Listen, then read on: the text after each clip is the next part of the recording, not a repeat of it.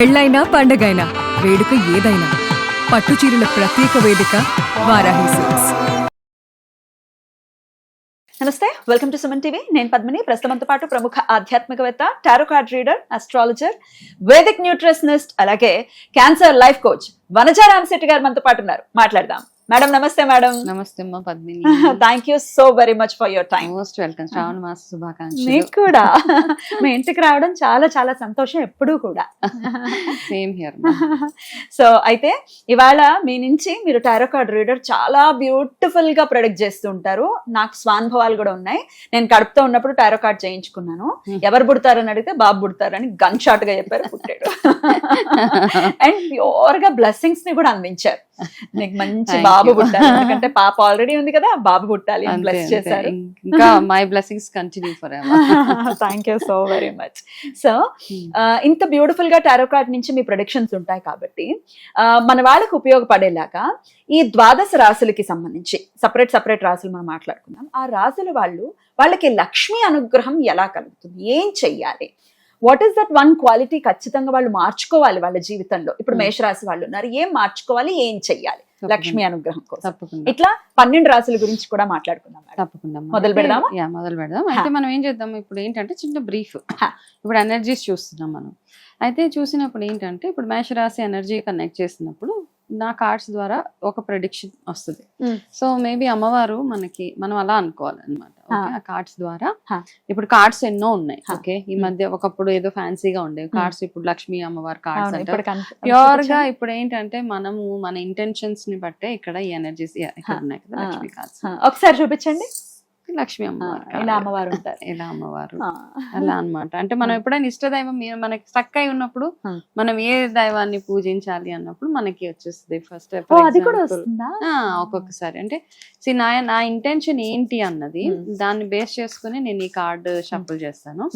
Okay, చేసినప్పుడు ఇప్పుడు for example నేను ఈ కార్డ్స్ అన్ని షఫుల్ చేసేసాను. ఓకే, సో ఇప్పుడు నీకు చూడాలనుకో, నీకు ఏదైనా ఒక కార్డ్, నీకు ఫర్ ఎగ్జాంపుల్ ఇప్పుడు నీ ఎనర్జీస్ ఏంటి అని చూస్తే గనక చూద్దాం ఒకసారి. నీకు నేను ఏ డైరెక్షన్ ఇవ్వాలి అంటే గనక అనే చెప్తాయి. నీకు ఇచ్చే ఒకటే డైరెక్షన్.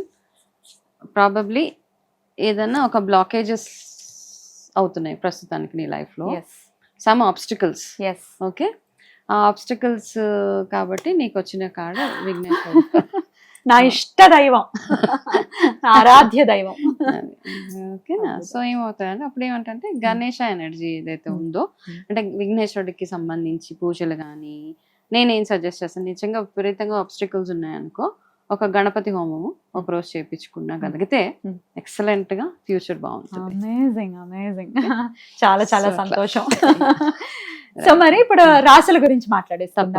మేషరాశి, ఈ రాశి వారికి లక్ష్మీ అనుగ్రహం ఎలా వస్తుంది, ఏం చేసుకోవాలి, ఏం చేయకూడదు? తప్పకుండా. సో మేషరాశి వాళ్ళకి అసలు వాళ్ళు ఏం చేస్తే వాళ్ళకి లక్ష్మీ అనుగ్రహం కలుగుతుందని మనం ఒక్కసారి కార్డ్ ప్రిడిక్షన్స్ చూసి తెలుసుకుందాం. ఓకే, మేషరాశి వాళ్ళకి ఫస్ట్ అండ్ ఫార్మోస్ట్ థింగ్ ఏంటంటే ముందు మీరు గ్రౌండెడ్గా ఉండాలి వాళ్ళు. ఓకే, అంటే ఎక్కడో ఒక దగ్గర చిన్న అహంకారం ఉంటుంది వాళ్ళకి. అంటే వాళ్ళకున్న ప్లస్ అదే, మైనస్ అదే.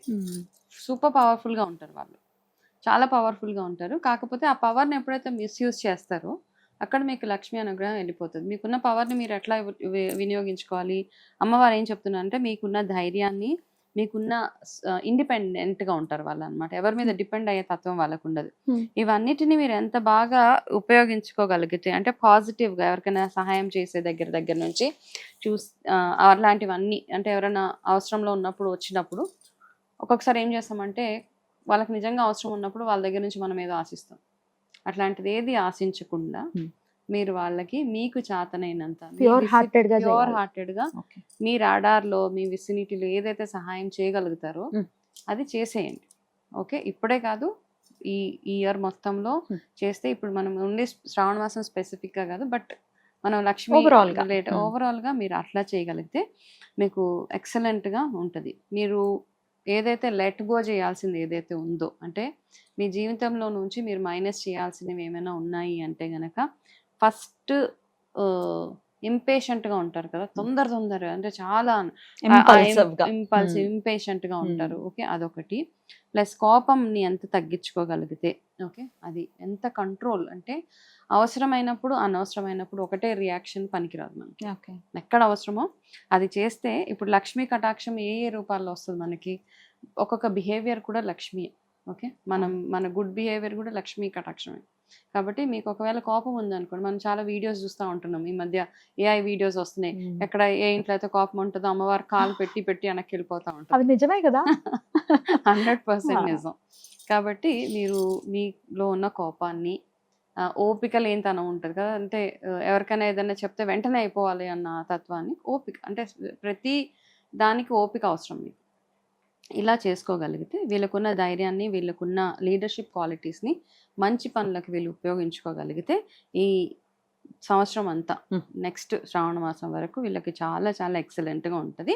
సో దానికి గాను ఏంటంటే వీళ్ళు చేయాల్సింది ఏంటంటే, వీళ్ళు రూట్ చక్ర మీద ఫోకస్ చేయాలి. రూట్ చక్ర మీద, రూట్ చక్ర అంటే గ్రౌండెడ్గా ఉండడము, మూలాధార చక్రం మీద వీళ్ళు ఎంతగా ఫోకస్ చేయగలిగితే దానికి రిలేటెడ్గా వాళ్ళు చాంటింగ్స్ అవి చేసుకుని. ఏం చాంటింగ్ చేయొచ్చు మేడం? మామూలుగా మూలాధారకి రిలేటెడ్గా మనం రాహు రిలేటెడ్, కేతు రిలేటెడ్ ఇవన్నీ చేసుకోవచ్చు. ఓకే, అట్లా చేసుకుని అమ్మవారికి, దుర్గాదేవికి కూడా ఆరాధన వీళ్ళు చేసుకోగలగాలన్నమాట. ఎరుపు రంగును ఎక్కువ యూజ్ చేసుకోవడము, అట్లా చేస్తూ ఉంటే వీళ్ళకి అంటే మాక్సిమం తినేటప్పుడు డైనింగ్ టేబుల్ మీద కాకుండా నేల మీద కూర్చొని తినడము, ఇట్లాంటి చిన్న చిన్న ప్రాక్టీసెసే మనకి లక్ష్మీ కటాక్షం అనమాట. పెద్దగా ఏం చేసే అక్కర్లేదు, మనం చేయగలిగితే వీళ్ళకి చాలా ఎక్సలెంట్గా ఇయర్ అంతా ఉంటుంది. ఇది సింపుల్ కరెక్షన్స్. బ్యూటిఫుల్. నిజంగా ఇది చాలా హెల్ప్ అవుతుంది. ప్రాక్టికల్ గా చేసుకునేటటువంటి చక్కటి మార్గాన్ని సూచించారు. చాలా చాలా అద్భుతంగా వర్క్ చేస్తుంది. అయితే వీళ్ళకి ఇంట్లో ఉండాల్సిన వస్తువులు, ఉండకూడని వస్తువులు అంటే ఏమైనా ఉంటాయా? వీళ్ళు పెట్టుకోవాల్సింది ఏమైనా చెప్తారా? ఫస్ట్ ఆఫ్ ఆల్ ప్రతి రాశి వాళ్ళు చేయాల్సింది ఏంటంటే, ఇంటిని లక్ష్మి ఫస్ట్, లక్ష్మీ అమ్మవారికి చాలా ఇష్టమైనది ఏంటి? క్లెన్లీనెస్. ఓకే, క్లెన్లీనెస్ ఉండాలి. ఆడవాళ్ళు అయితే భర్తని మర్యాద పూర్వకంగా చూసుకోవాలి, మగవాళ్ళు అయితే భార్యని ఏడ్పించకుండా చూసుకోవాలి. వీళ్ళకి ఇదే అడ్వైస్ అన్నమాట. అంతే. అయితే పూజలు చేసినా చేయకపోయినా ఒక్క వస్తువు ఒకటి చెప్పండి మేడం, ఇది మాత్రం ఇంట్లో ఖచ్చితంగా ఉండాలి అనేది ఏదైనా ఉంటుందా? మనం పూజ చేసినా చేయకపోయినా ప్రతి హిందూ ఇంట్లో ఉండవలసిన కొన్ని వస్తువులు ఉంటాయి, లక్ష్మీప్రదం అనమాట. నేను మొన్న ఎవరింటికి వెళ్ళినప్పుడు కొంచెం పాలు ఉన్నాయంటే, మేము తెచ్చుకోమండి అని అన్నారు. మేము తాగం పాలు, తెచ్చుకోము, పెరుగు లేదు, బయట నుంచి కొనుక్కొచ్చుకుంటాం. సో ఇవన్నీ కాదు, మన ఇంట్లో ఖచ్చితంగా ఉండవలసింది లక్ష్మీ కటాక్షం కోసము పసుపు, కుంకుమ, పాలు, పెరుగు, నెయ్యి, ఈ 5 వస్తువులు మాత్రం ఎప్పుడు ఉండాల్సిందే ఇంట్లో. మన ఫ్రిడ్జ్ లో ఉంచుతారా, ఎట్లా ఉంచుతారో, ఇవి మాత్రం ఖచ్చితంగా ఇంట్లో ఉండాల్సిందే. అండ్ బెల్లం స్పెషాలిటీ తెలుసు కదా, బెల్లంకి అంటుండదు. అవును, అంటుండదు. కాబట్టి బెల్లం, ఈ వస్తువులు ఎప్పుడు ఇంట్లో ఉంటానే ఉండాలి. ఎవరైనా వచ్చినా రాకపోయినా పాలు మంచిదే కదా యాక్చువల్గా. పాతకాలంలో చూడు, ఎప్పుడు వెళ్ళినా ఏ టైంలో వెళ్ళినా మజ్జిగ ఇచ్చేవాళ్ళు, పాలు ఇచ్చేవాళ్ళు, పుష్కలంగా ఉంటది అనమాట. అబండెన్స్ అంటాం కదా ఇప్పుడు లాంగ్వేజ్ లో చెప్పాలంటే. ఇవి ఎప్పుడైతే ఇంట్లో ఉంటాయో ప్రతిసారి లేదు అనకూడదు. పాలు ఉన్నాయి అంటే ఉన్నాయి అని చెప్పుకునేలాగా ఉండాలి మనం. పాలు అయిపోయినాయి, పెరుగు అయిపోయింది, ఇట్లా కాదు. పెరుగు, పాలు, ఖచ్చితంగా బెల్లము, ఇవి ఎప్పుడు ఇంట్లో ప్రతి ఒక్కరి ఇళ్లలో ఉండాలి. అండ్ గుమ్మానికి పసుపు, కుంకుమ ఉంటే లక్ష్మీ కటాక్షం. మీరు ఏం చేసినా చేయకపోయినా ఇవి మాత్రం ఎప్పుడు ఉంచుకునేలాగా చూసుకోవాలి. అద్భుతం అండి, ఇది మంచి సజెషన్ అందరికీ కూడా. చాలా అద్భుతంగా తెలియజేశారు. కృతజ్ఞతలు మేడం. నమస్తే. నమస్తే.